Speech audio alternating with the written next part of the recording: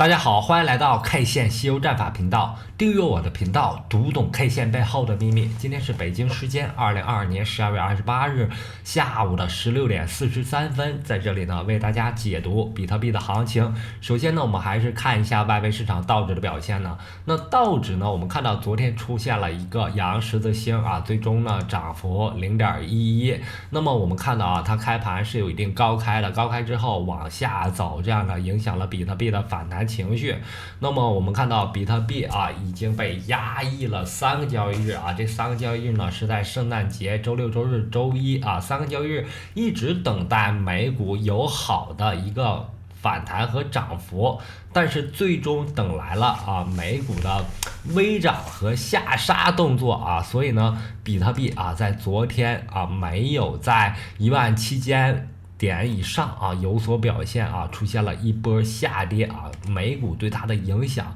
也是非常大的。那么今天我们看啊，美股的外围啊市场，也就是道指的那个盘前合约啊，出现了一定的上涨啊，但是呢，目前为止这个上涨还是非常有限的。所以呢，我们判断啊，美股道指呢，在接下来的行情当中，在日线级别上还是有可能出现日线级别下跌吸油的啊。这个日线级别下跌吸油呢，是以12月15日啊标志性阴线为起点啊，这根阴线呢也叫悟空阴线。悟空阴线走出来之后，后面行情当中所有的 K 线呢都叫八戒阴线啊。那么当前我们正在一个八戒阴线组的妖怪 K 线当中啊，这些妖怪 K 线呢也是震荡呢，干扰了我们对下跌趋势的判断啊。那么昨天顶到10日均线附近啊，重新出现了回落，那么接下来的行情当中就有可能出现啊沙僧阴线和唐僧阴线，最终呢日线级别下跌吸油结束之后，可能到达32000点，并且呢由此而引发的啊可能是一个周线级别的下跌。我们在周线级别上已经观察到12月5日出现了一个悟空阴线啊，然后是八戒阴线组。那么周线级别下跌吸油如果走出来的话，行情可能会重新回到下跌趋势当中啊，下跌通道当中，最终呢可能引发平行于2020年2月份的下跌啊，从而让比特币出现一个新的低点。那么我们回到比特币的行情当中，比特币几乎没有意外的情况下啊，在4小时级别的144均线和169日均线的压制下，出现了一波下跌啊。我们之前就提到了17000点是你布局空单的啊第一个仓位啊，在这里面要布局空单，原因就是在4小时级别上144日均线和169日均线啊，在这里面形成非常有效的压力位。那么这轮4小时级别在底部位置，我们已经看到4次等位置波谷，等位置波谷形成之后啊，形成了一个窄的波峰连线和波谷连线，构成了收敛三角形，在接近收敛三角形的位置上发生反弹，并且到达了18300美金。18300美金是9月份波峰连线连过来之后形成了一个压力位。那么这轮行情它的回补过程基本完成啊，回补的目标点位呢是19000美金到15500美金啊，这样的一个快速下杀过程当中形成的缺口。回补完成之后，我们看4小时形成了4次等位置波谷，但是没有出现下跌。但是日线级别上，我们看到同样的等位置波谷已经形成了4次。我们可以通过合并波谷可以画出来啊，位于16000点的第一次波谷、第二次波谷、第三次波谷和第四次波谷。我们认为4次等位置波谷之后啊，容易出现一个新低。那么行情走到这里面，我们看到4小时均线压制下，比特币啊正在不断的下行动作。同时呢，日线级别上我们可以看到144均线和169均线也在下行趋势当中。所以呢，我们可能很快因美股的下行趋势带动比特币重新出现一个新低。那么新低之后，如果跌破15500啊，这个低点很容易走出一轮什么呢？容易走出一轮日线级别的下跌吸油。那这一轮日线级别的下跌吸油呢，是以11月8日为标志性的悟空阴线的。悟空阴线走出来之后走八戒阴线，那么行情走到这里面所有的 K 线呢，都是对八戒阴线的一个干扰性 K 线，也叫妖怪 K 线啊。那么接下来的行情当中，对于日线来说，就有沙僧阴线和唐僧阴线的一个预期啊。有了这个预期之后，我们把时间级别调到周线级别。那么周线级别11月7日这周呢，叫悟空阴线，后面所有的 K 线呢是干扰性 K 线。悟空阴线走出来之后，就有可能走出周线级别的下跌稀有，所以呢，一直以来我们对比特币啊是有一个下跌的预期，并且目标点位是在10500啊，这个点位很多人不相信，但我一直坚持这个点位啊，原因是历史总是在错位重复。那么在18年的行情当中，我们看到啊，它的最高点19000美金啊，和最低点3300美金啊，也就是这个位置啊，它的最大下跌呢是达到了85%。那么如果历史重复的话啊，我们当前最高点是69000美金，那69000美金啊下跌85%之后啊，它的残值啊仅剩15%的情况下，我们给出的目标点位啊是在10500，所以呢这个目标点位呢不是瞎说的。那么目前行情怎样做空呢？我认为你首先要有一个空单啊，这个空单你可以在反弹过程当中做啊。首先呢，我们看17000美金是一个4小时级别144均线和169均线啊构成的一个压力位，所以呢17000这个位置上你要有空单。如果错过的话，你可以在当前点位上布局一个空单。总之呢，你要和行情发生一定的联系，只有你和行情发生关系之后啊，行情的波动啊，才会对你的资产有一定的影响啊。建立仓位之后，再往上方可以看到红色线形成了一个9月份波峰构成的一个压力啊。那这条压力线呢是不断下移的，前面的压力位呢是在18300啊，到达之后行情很快会下来了。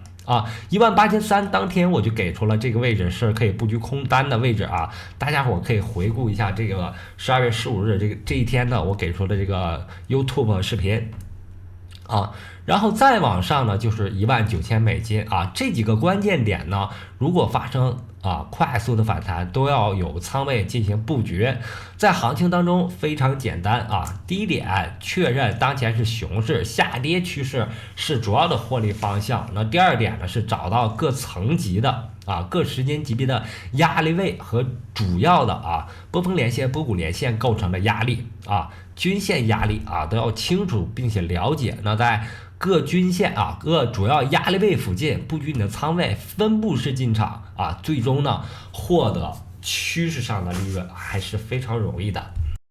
然后我们回到以太坊的行情当中对于以太坊和比特币的这个交易对呢，是我们重点应该去分析和了解的。那么在日线级别上，我们昨天给出了日线级别的144均线，也就是黄色线，这里是以太坊对比特币的一个压力位所以呢一直处在这个震荡区间总也涨不上去因为上方存在这个压力位的作用。那么在周线级别上，我们也可以看到周线级别9月份已经出现了一个悟空阴线，后面的所有的 K 线呢都是对我们下跌趋势的一个干扰性 K 线一直在这震荡那么接下来的行情当中就有可能走出周线级别下跌稀有，走出8节阴线、沙僧阴线、唐僧阴线，最终呢出现平行于4到6月份的这轮下跌最终呢以太坊可能会相对于比特币出现一个急跌因为我们观察的是以太坊对比特币的一个比值。然后回到以太坊本身，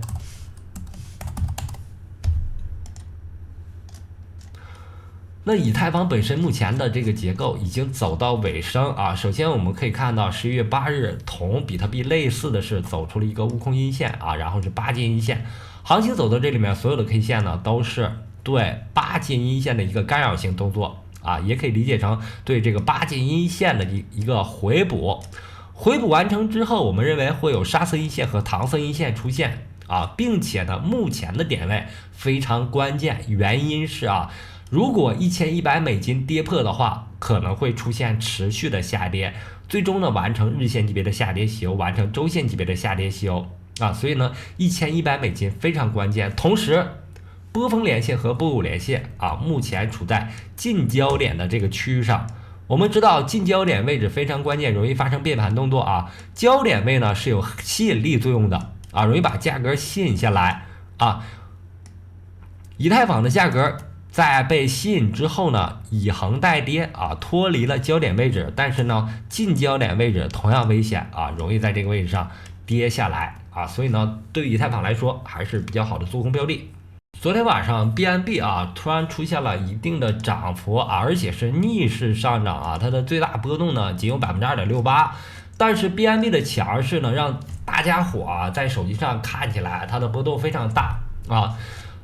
可以这样讲啊 ，BNB 在整轮行情当中表现的都非常牛逼，非常强势啊。但是呢，目前来看 ，BNB 已经走出了一个三角形结构。这个三角形结构呢，如果在熊市的底部位置，在接近焦点的这个位置上，是非常容易发生突破的位置啊，因为三角形结构啊，接近焦点的这个位置上是容易发生突破的。啊，熊市底部的位置容易发生突破啊，但是目前它仍然处在一个相对的高位啊，我们可以把它的历史结构画了出来啊。首先是起涨急速拉升之后啊，高位形成收敛结构之后啊，一路跌下来，跌到$4之后啊，然后缓涨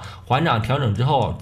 再度缓涨，然后急拉到$618。那么在当前结构上非常容易重复历史啊，非常容易重复历史。接近焦点的这个位置上，特别是日线级别接近焦点的这个位置上，容易发生跌落，并且跌落之后呢，行情才进入黄金坑的位置。当前$243的BNB 是相对贵的，我认为它的价格至少打折之后啊，$100以下啊才是可以抄底的机会和位置啊。那么同时我也给出了$4和$8这个两个波谷连线构成的支撑位呢，目前在$60啊，对 BNB 的价格形成了一个支撑，但是这个支撑线呢是不断上移的。根据这个支撑线呢，到23年的时候啊，它的支撑位是不断从$60上移到$90的，所以呢，我们抄底动作呢是一个区域啊。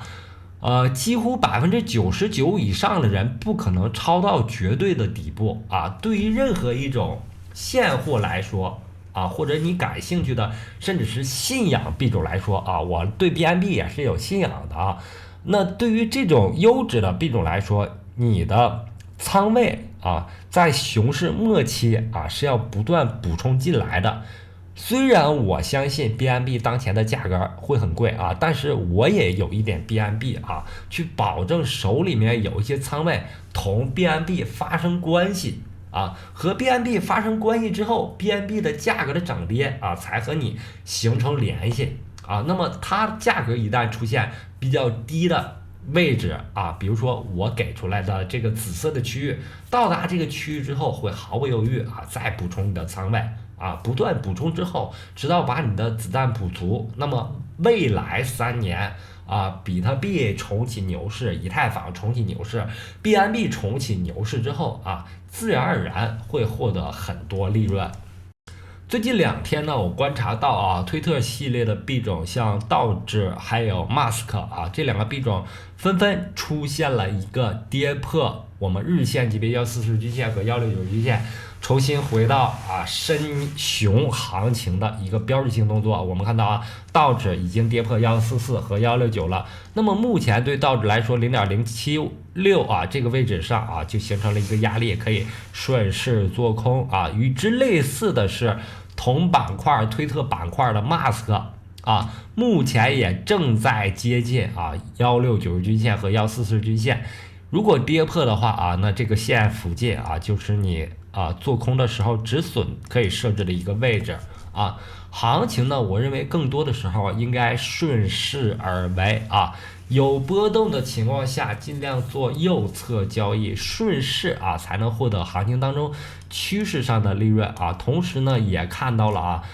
前2天我们做的 LUNC， 我们是Luna C， 我们是从15分钟级别15分钟级别的50日均线和10日均线突破了144和169均线这种均线突破的情况就是操作线突破了观察线我们把50日均线和10日均线作为操纵线144均线和169均线作为观察线。突破之后呢，我们一路做了上去但是昨天看到行情急转直下在急转直下的过程当中，首先我们看到15分钟级别的50均线和10均线跌破了一个144均线和169均线也就是蓝色、粉色这两条线纷纷跌落了黄色和绿色所以呢，这个时候我们就应该把仓位有所把它降下来把仓位降下来，保住我们的利润保住我们的利润。那未来呢，我们可以把这个时间级别调到小日线级别然后它的一个下跌的目标位呢，可能是在下一个目标位呢，可能是在0.000146附近这也是我们切换时间级别之后的144和169同时这种情况呢，你也可以用我们 K 线西游战法悟空八戒、沙僧、唐僧去把它区分但是这个位置呢，我们打到4小时级别它不太好区分，为什么呢？因为这里面出现了特别多的针特别多的针就是有关联。我们 K 线西游战法当中每一个人物呢都要有独立性，那你这么多针就不容易产生不容易把它拆分所以呢可以用均线来看均线来看，目前对于 Luna C 来说目前是走坏了的走坏了的。那我们对于现货来说减少一部分仓位，等待它重新启动有机会了之后再做。那么好，今天的节目就到这里，非常非常感谢大家一直以来的支持和鼓励，希望大家能够订阅我的频道感谢大家，再见。